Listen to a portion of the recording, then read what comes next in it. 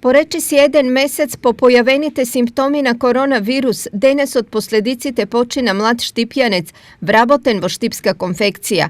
Iako vodel od fazata na lekuvanja štipjanec od so bolesta se spravuvaše dobro, kraj od zanego sepak beše fatalen. Во меѓувреме може би на светувајќи го лошиот крај на својот колега, голем број на текстилни работници се јавуваат да пријават дека работат во многу ризични и непротоколарни услови. Социјална дистанца не се почитува, а многу често таа и не е можна да се практикува поради работниот процес. Од нашите газди бараме разбирање, но нарачките се уште имаат приоритет над нашето здравје. Некои од нас остануваат дома поради страв или превентива, но ниту еден не останал без притисок да се врати на работа. Објаснуваат гледачи на телевизија Стар.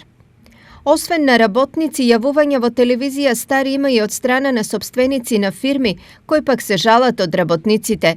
Тврдат дека многу од вработените не се одговорни кон состојбата и самите себе, а наведуваат и примери за злоупотреби. Остануваат дома да чуваат деца, а со децата се низ улиците или едни други си одат на гости и организираат социјални дружења во повеќе форми, велат нашите соговорници.